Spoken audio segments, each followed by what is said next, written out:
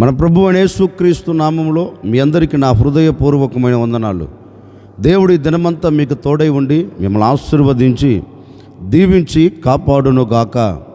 పరిశుద్ధ గ్రంథంలో నుండి 78వ కీర్తన మొదటి చరణాన్ని నేను చదువుతూ ఉన్నాను. మీ పరిశుద్ధ గ్రంథమైన బైబిల్ తెరిచి చూడండి. నా జనులారా, నా బోధకు చెవియొగ్గుడి, నా నోటి మాటలకు చెవియొగ్గుడి. దేవాతి దేవుడు తన మనసులో ఉన్న అభిలాషను, దేవాతి దేవుడు తన మనసులో ఉన్న ఆలోచనను, దేవాతి దేవుడు తన మనసులో ఉన్న ఉద్దేశాన్ని, కోరికను వ్యక్తపరుస్తూ ఈ ప్రజలతో చెప్తున్నారండి. నా పేరు పెట్టబడిన నా జనులారా, నేను మీకు ఏదైతే బోధిస్తున్నానో, నేను మీకు ఏ మాట అయితే ఇస్తున్నానో, ఏ మాటనైతే నేను మీకు తెలియచేస్తున్నానో, ఆ బోధను, ఆ మాటను మీరు ఏం చేయాలంటే చెవియొగ్గి ఆలకించండి.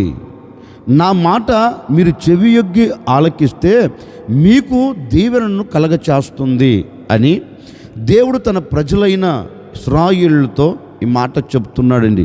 నిజమే, ఆ ప్రజలు దేవుని మాటకు కట్టుబడక, దేవుని మాటను తిరస్కరించి, దేవుని మాటకు విధేయతను చూపెట్టక, వారికి నచ్చిన మార్గాలలో నడిపించబడుతూ దేవుని యొద్ద నుండి వచ్చే ఆశీర్వాదాలు ఎన్నో కోల్పోయారండి, ఎంతో దూరం చేసుకున్నారండి. అందుకని దేవాతి దేవుడు తలంచి ఈ మాట చెప్తున్నారు.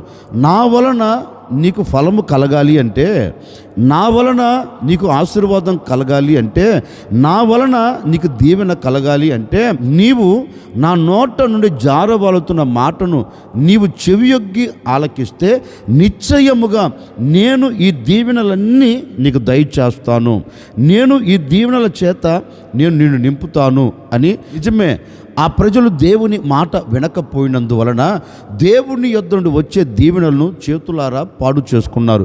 ఈ ఉదయకాల సమయంలో సేవకుడిగా నేను మీతో చెప్పాలి అనుకున్న మాట ఏంటంటే, నేటి వరకు నువ్వు దేవుని మాటను తిరస్కరించి, నేటి వరకు దేవుని మాటకు నువ్వు కట్టుబడక, నేటి వరకు ఆయన నోట నుండి జారవాలుతున్న ఆ బోధను నీవు త్రోసివేసి, ఒకవేళ నీకు నచ్చిన మార్గాన్ని, నీకు మెచ్చిన మార్గాన్ని నీవు ఏర్పరుచుకుంటూ వెళుతున్నావేమో, నీకు నచ్చిన మార్గంలో నువ్వు నిలబడుతూ నీకు నచ్చినట్లుగా ప్రవర్తిస్తున్నావేమో. అందుకే నీ ఆత్మ సంబంధమైన జీవితంలో ఒక ఎదుగుదల లేదు, అందుకే నీ శరీర సంబంధమైన జీవితంలో ఒక ఆశీర్వాదం లేదు. బ్రతుకుతున్నాం అంటే బ్రతుకుతున్నాం, తిరుగుతున్నాం అంటే తిరుగుతున్నాం. ఒక విలువ కలిగిన జీవితం, ఒక విలువ కలిగిన మార్గంలో నువ్వు నిలబడలేక అన్నిటినీ దూరం చేసుకుంటూ వస్తున్నావు. వీటన్నిటికీ ప్రబలమైన కారణం ఏంటి అంటే, వాక్యం ఈ విధంగా సెలవిస్తుంది. ఆయన బోధ చెవియొగ్గి వినటం లేదు, ఆయన నోట నుండి జారవాలుతున్న మాటను నీవు చెవియొగ్గి ఆలకించట్లేదు. అందుకే ఈ పరిస్థితులు నీ వ్యక్తిగత జీవితంలో, ఈ పరిస్థితులు నీ కుటుంబంలో పడి నీ కుటుంబం అంతటిని గందరగోళం చేస్తున్నాయి.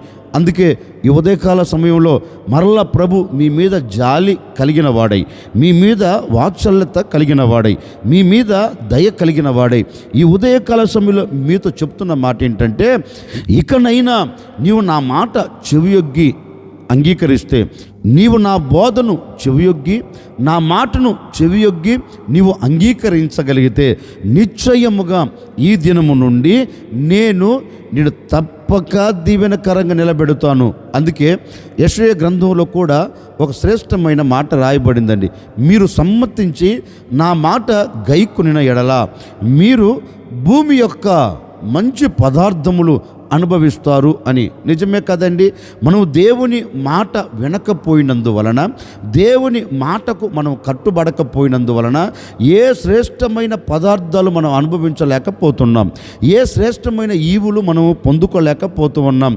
నేననే మాట, నీవు దేవుని మాట వినకుండా ఎంత కష్టపడినా, నీవు దేవుని మాట వినకుండా ఎంత ప్రయాసపడినా, నీవు దేవుని మాటకు లోబడకుండా ఎన్ని చేతి పనులు చెయ్యాలని నీవు పూనుకొనినా దానిలో ఒక ఆశీర్వాదం నీవు చూడలేవండి. ఆ భూమి నుంచి వస్తున్న ప్రతి దీవెన నువ్వు అనుభవించలేవు. అందుకే దేవాతి దేవుడు అంటారు, మీరు సమ్మతించి నా మాట వింటే, మీరు సమ్మతించి నా మాట గైకొంటే భూమి యొక్క మంచి పదార్థములు అంటే నీ చేతుల కష్టార్జితం తప్పక నీవు అనుభవించగలుగుతావు. ఈ ఉదయకాల సమయంలో ఒక సేవకుడిగా నిండు మనసుతో నేను కోరుకుంటున్నానండి, ఒకవేళ ఇప్పటి వరకు దేవుని మాటకు విధేయతను చూపెట్టకుండా, దేవుని మాటకు నీవు కట్టుబడకుండా ఒకవేళ అడుగులు వేస్తున్నావేమో, పద్ధతి మార్చుకో, నీ హృదయ ఆలోచన మార్చుకో, నీ నడవడికను మార్చుకో, నీవు వెళ్తున్న మార్గాన్ని మార్చుకో. ఇప్పుడు దేవుని మాటకు నీవు లోబడి, దేవుని మాటకు నీవు విధేయతను చూపెట్టి, దేవుని సన్నిధిలో నీవు శిరస్సు వంచగలిగితే, నీవు దేవుని సన్నిధిలో నీ మనసు విప్పి, నీ మనసారా ఆయన ఎదుట నీవు సాష్టాంగ పడగలిగితే, నిశ్చయముగా ఈ దినము నుండి శ్రేష్టమైన ఈవులు నీవు చూడబోతూ ఉన్నావు. శ్రేష్టమైన ఆశీర్వాదానికి నీవు నాంది పలకబోతూ ఉన్నావు. శ్రేష్టమైన ఆశీర్వాదాలతో నీవు సాగి వెళ్ళేటట్లుగా దేవుడు అద్భుతం చేయగలుగుతాడు. అందుకే దేవాతి దేవుడు తన ప్రజలను చూచి అంటారు, మీరు చెవియొగ్గి నా బోధ వినండి, మీరు చెవియొగ్గి నా మాట వినండి అని ప్రజలతో చెప్పారండి. మనము ఆయన మాట చెవియొగ్గి వింటే మనకి ఏం కలుగుతుంది? ఒకరోజు దేశమంతా కరువుతో నింపబడిపోయిందండి. ఎలాంటి కరువు అంటే అంతా ఇంత కరువు కాదు, ఓ పెద్ద కరువు. ఆకలితో అల్లల్లాడిపోతూ ఉన్న కరువులో నిలిచిపోయింది దేశం. ఒకరోజు ఆ దేశంలో ఓ భక్తుడు దేవుని సన్నిధిలోనికి వెళ్ళి దేవుణ్ణి అడుగుతున్నాడు, అయ్యా, ఈ దేశంలో ఈ కరువుతో మేము భరించలేకపోతున్నాం గనుక నీ ఆజ్ఞను తీసుకొని ఈ దేశమును విడిచి వెళ్ళాలి అనుకుంటున్నాం. కరువు తొలగిపోయేంత వరకు మరొక దేశంలో నిలిచి మరలా ఈ దేశానికి తిరిగి వస్తాం అని దేవుని సన్నిధిలోనికి వెళ్ళి దేవుణ్ణి అడుగుతున్నాడండి. అప్పుడు దేవుడు కూడా ఈ భక్తునితో ఓ మాట అంటున్నాడు, బాబు, ఈ దేశానికి కరువు వచ్చిన సంగతి వాస్తవమే, ఈ దేశం మొత్తం కరువుతో నింపబడిన సంగతి వాస్తవమే. కానీ ఈ దేశంలో కరువు కలిగిందని ఈ దేశాన్ని విడిచిపెట్టి నువ్వు వెళ్ళవలసిన అవసరం లేదు. ఎందుకంటే నేను నీతో చెప్పినట్లు నీవు ఉండు, నేను ఏదైతే నీతో చెప్తున్నానో అది చేయి అన్నాడు. ఈ భక్తుడు కూడా, అయ్యా, ఏం చేయమంటారు? నన్ను ఇక్కడ ఉండమంటారా లేకపోతే వేరే ప్రాంతానికి వెళ్ళిపోమంటారా అని అడిగితే, అప్పుడు దేవాతి దేవుడు ఓ చక్కని మాట అంటున్నాడు, చూడు, నీ తండ్రి ఏది కలుగుతున్నా, నీ తండ్రికి ఏది వాటిల్లుతున్నా, నీ తండ్రి ముందు ఎలాంటి పరిస్థితులు నిలబడినా నీ తండ్రి నీలాగనే నా సన్నిధిలోనికి వచ్చి నన్ను అడిగేవాడు, ఏంటయ్యా ఈ పరిస్థితులు ఇలా ఉన్నాయి, మరి ఏం చేయమంటావు అంటే, నీ తండ్రితో నేను ఏదైతే చెప్పానో ఆ మాటను నీ తండ్రి వినేవాడు, నీ తండ్రి గైకొనేవాడు, నీ తండ్రి పాటించేవాడు అంటూ ఈ మాట చెబుతున్నారండి. ఇప్పుడు ఆ మాట చదువుతాను, మీ పరిశుద్ధ గ్రంథమైన బైబిల్ తెరిచి చూడండి. ఆదికాండం 26వ అధ్యాయం 5వ వాక్యాన్ని చదువుతూ ఉన్నాను. ఏలయనగా అబ్రహాము నా మాటను విని నేను విధించిన దాన్ని, నా ఆజ్ఞలను, నా కట్టడలను, నా నియమములను గైకొనినని చెప్పెను. దేవుడు ఇస్సాకుతో ఈ మాట చెప్తున్నారండి, ఇస్సాకు, నీ తండ్రి అయిన అబ్రహాము నేను ఏ మాట అయితే చెబుతున్నానో ఆ మాటను వినేవాడు. ఆ మాటను వినినందువలన నీ తండ్రిని నేను ఆశీర్వదించాను. నీ తండ్రి ఇంతగా ఆశీర్వదించబడడానికి ప్రబలమైన కారణం ఏంటో తెలుసా? నీ తండ్రి అన్ని విషయాలలో ఆశీర్వాదానికి ఎందుకు నాంది పలికాడో తెలుసా? నేను ఏ మాట అయితే చెప్తున్నానో ఆ మాట చెవియొగ్గి ఆలకించేవాడు, ఆ మాట చెవియొగ్గి ఆలకించి దానిని అనుసరించేవాడు గనుక నా మాట నీ తండ్రి విన్నాడు గనుక నీ తండ్రిని నేను ఆశీర్వదించాను. ఇదిగో ఈ కరువు కలిగిన ఈ దేశంలో కూడా నేను నీతో చెప్తున్నాను, నీ తండ్రి నా మాట వినినట్లుగా నీవు నా మాట వినగలిగితే, నీ తండ్రి నా మాటకు లోబడినట్లుగా నీవు కూడా నా మాటకు లోబడితే నిశ్చయముగా ఈ దేశంలో నేను నిన్ను విస్తరింపచేస్తాను. ఈ దేశంలో నేను నిన్ను ఆశీర్వాదకరంగా నిలబెడతాను. నీవు నా మాటకు లోబడి నా మాటకు విధేయతను చూపెడితే ఈ దేశంలో నిన్ను అంచెలంచెలుగా ఆశీర్వదిస్తాను అని ఇస్సాకుతో దేవుడు ఈ మాట చెప్తే, అబ్రహాము దేవుని మాటకు లోబడినట్లుగా ఇస్సాకు కూడా దేవుని మాటకు లోబడి నిలిచిపోయాడండి. లేఖనం ఈ విధంగా సెలవిస్తుంది, దేవుని మాటకు లోబడి ఇస్సాకు ఆ దేశంలో ఉండినందువలన ఇస్సాకు ఆ దేశంలో గొప్పవాడాయను. ఇస్సాకు ఆ దేశములో అంచెలంచెలుగా ఆశీర్వదించబడెను. ఇస్సాకు ఆ దేశంలో క్రమక్రమముగా అభివృద్ధి చెందెను. ఎందుకని ఇస్సాకు ఆ దేశంలో అభివృద్ధి చెందాడు? కరువు కలిగిన దేశంలో ఎందుకు సమృద్ధిని చూడగలిగాడు అంటే లేఖనం చెప్తుంది, దేవుని మాటకు లోబడ్డాడు, దేవుని మాటకు విధేయతను చూపెట్టాడు. అందుకే ఇస్సాకు సంతతిని, ఇస్సాకు కుటుంబాన్ని దేవుడు విస్తరింప చేశాడండి. ఈ ఉదయకాల సమయంలో నేను కూడా మీతో చెప్పాలి అనుకున్న మాట ఏంటంటే, మరి నీ కుటుంబం ఎందుకు ఆశీర్వాదకరంగా నిలబడట్లేదు? నీ కుటుంబం ఎందుకు దీవెనకరంగా మలచబడట్లేదు? నీ కుటుంబం ఎందుకు దీవెనకరంగా సాగిపోవట్లేదు? నీ కుటుంబం ఆనందకరంగా ఎందుకు బ్రతకట్లేదంటే ఒకటేనండి, అతని కుటుంబం ఆశీర్వదించబడుతూ విస్తరించబడుతూ దీవెనకు నాంది పలికింది. మరి మన కుటుంబం ఎందుకు విస్తరించబడవలసిన మన కుటుంబాలు, ఆశీర్వాదానికి నాంది పలకవలసిన మన కుటుంబాలు ఎందుకు దిగజార్చబడుతున్నాయంటే దేవుని మాట నువ్వు చెవియొగ్గి వినట్లేదు, దేవుని మాటకు నీవు విధేయతను చూపెట్టట్లేదు, దేవుని మాటకు నీవు లోబడట్లేదు, మానవుని మాటకు నువ్వు లోబడుతున్నావు. అందుకే అలాగే పడిపోతున్నావు. మానవుని మాట నీవు వింటున్నావు, కానీ దేవుని మాట వినలేకపోతున్నావు. నిన్ను ఆశీర్వదించగలిగిన దేవుని మాటను వినట్లేదండి. నిన్ను ఆశీర్వదించగలిగిన దేవుని బోధను నువ్వు చెవియొగ్గి వినట్లేదు. అందుకే ఆశీర్వాదం నీ దగ్గర నిలబడినా దాన్ని చూడలేకపోతున్నావు. ఆశీర్వాదం నీ ముంగిటి నిలబడి నేను పలకరిస్తున్నా దానిని అనుభవించలేకపోతున్నావు. కారణం ఏంటి అంటే నీవు చెవియొగ్గి ఆయన మాటను అంగీకరించట్లేదు. అందుకే ఈ ఉదయకాల సమయంలో ఓ సేవకుడిగా నేను మీతో చెప్తున్నానని, నా దేవుని మాట నీవు సమ్మతించి, నా దేవుని మాటకు నువ్వు లోబడి, నా దేవుని మాటకు నువ్వు విధేయతను చూపెట్టగలిగితేనండి, ఈ దినము నుండి ఇస్సాకును అభివృద్ధి చేసిన దేవుడే నిన్ను అభివృద్ధి చేయబోతున్నాడు. ఇస్సాకును విస్తరింప చేసిన దేవుడే నిన్ను విస్తరింప చేయబోతూ ఉన్నాడు. నీవు దేవుని మాటను వింటే చాలండి, దేవుని బోధను నువ్వు చెవియొగ్గి అంగీకరిస్తే చాలండి, నీ బ్రతుకులో నీవు అద్భుతం నువ్వు చూడబోతూ ఉన్నావు. నీ బ్రతుకులో ఒక నవనూతనమైన కార్యం అనుభవించబోతూ ఉన్నావు. దేవుని మాటను వింటాను, దేవుని మాటకు లోబడుతానని మనసు విప్పి మనసారా ఆయన పాదాలు పట్టుకొని నువ్వు ఆయనను అడగగలిగితే తప్పక నేను ఆశీర్వదించగలిగిన దేవుడు హస్తమును చాపబోతూ ఉన్నాడు. ఆయన చేతుల దాచబడిన ప్రతి ఈవులు నీవు పొందేటట్లుగా అద్భుతం చేయబోతూ ఉన్నారు. ఈ ఉదయకాల సమయంలో నువ్వు తీసుకోవలసిన ఒకే ఒక చిన్న నిర్ణయం, దేవుని మాట నీవు చెవియొగ్గి వింటే తప్పక నా దేవుడు నిన్ను విస్తరింప చేయబోతూ ఉన్నాడు, నిన్ను అంచెలంచెలుగా అభివృద్ధి చేయబోతూ ఉన్నారు. దేవుని మాట మనం వినేదానికి కొంచెం కష్టంగానే ఉంటుంది. పరిశుద్ధ గ్రంథంలో ఒక చక్కని మాట రాయబడిందండి. ఏమని రాయబడిందంటే, ఈ ఇశ్రాయేలు దేశాన్ని పరిపాలన చేస్తున్న రాజు ఒకరోజు ఒక నిర్ణయం తీసుకున్నారు. నేను ఆ దేశం మీదకి యుద్ధానికి వెళ్తే జయాన్ని చూడగలుగుతానా అని చాలామంది ప్రవక్తలను పిలువనంపించారు.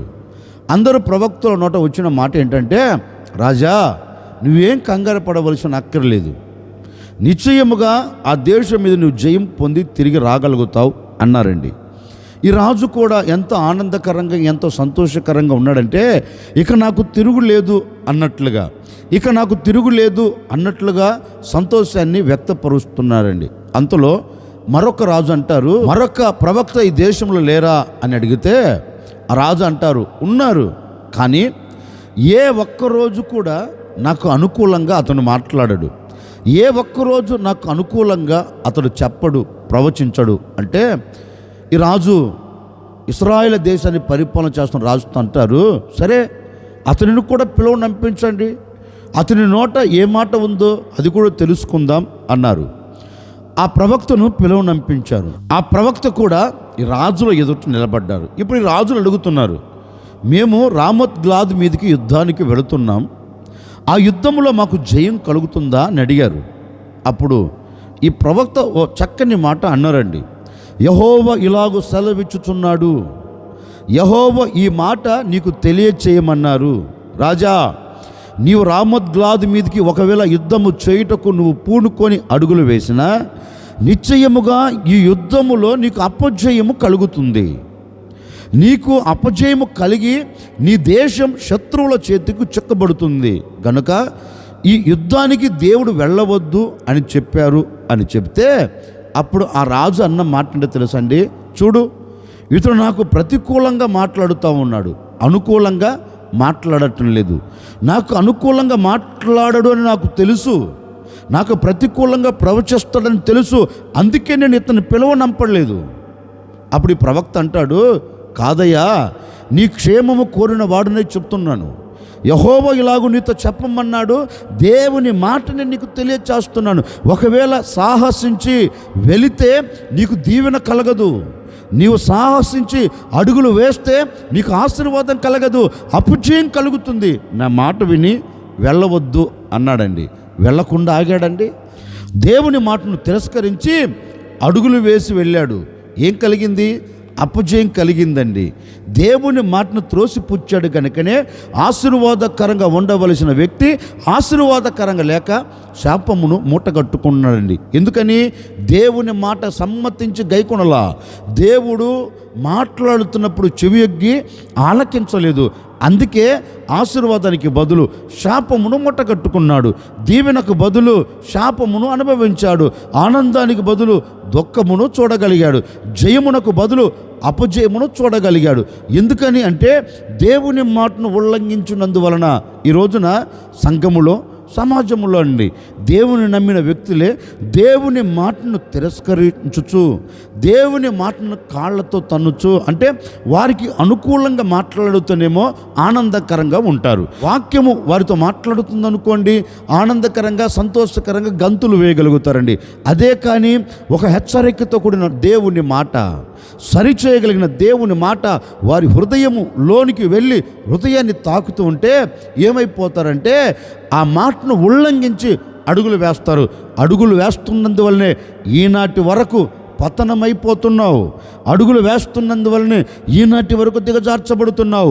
అడుగులు వేస్తున్నందువలనే దేవుని మాటను తిరస్కరించి ముందుకు సాగి వెళుతున్నావు కనుకనే జయము పొందలేకపోతున్నావు. ఈ ఉదయకాల సమయంలో ఒక సేవకుడిగా మనసారా నేను మీతో చెప్తున్నానండి, నీవు దీవెనకు నాంది పలకాలన్నా, నీవు జయము పొందుకొని సాగి వెళ్ళాలన్నా, నీవు దేవుని మాటను సమ్మతించి గైకొనగలిగితే నిశ్చయముగా నీవు ఏ చోటు నిలబడినా, ఎక్కడ నీవు ఏది ప్రారంభిస్తున్నా అక్కడ ఆశీర్వాదానికి నీవు నాంది పలకబోతూ ఉన్నావు. అక్కడ జయానికి నీవు నాంది పలకబోతూ ఉన్నావు. జయముతో నా దేవుని సాగనంపబోతూ ఉన్నారు. అందుకని దేవుని వాక్యం సెలవిచ్చినట్లుగా నీవు దేవుని మాటకు చెవియొగ్గి నీవు ఆయన మాట ఆలకిస్తే లేఖనమంటుంది, తప్పక నేను నిన్ను విస్తరింపచేస్తాను. అందుకే సాక్షాత్తుగా దేవుడే చెబుతున్నారు, నా బోధ చెవియొగ్గి, నా నోటి మాటలను చెవియొగ్గి వినండి. నా మాట మీరు చెవియొగ్గి వింటే తప్పక నేను మిమ్మల్ని విస్తరింపచేసి గొప్ప జనముగా నీ సంతతిని నేను ఆశీర్వదించి అనేకులకు నీ కుటుంబం నీవు సాక్షులుగా నిలబడేటట్లుగా నేను చేయబోతున్నాను అని ఈ ఉదయకాల సమయంలో నా దేవునితో మాట ఇస్తున్నారు. నా దేవుని మాటకు కట్టుబడండి. నా దేవుని మాటను శిరస్సు ఉంచి మీరు అంగీకరించండి. నా దేవుని మాటకు మీరు విధేయతను చూపెట్టండి. ఈ దినము నుండి నీవు, నీ కుటుంబం, నీవు నీకు కలిగిన సమస్తమును నా దేవుడు విస్తరింపచేయునుగాక.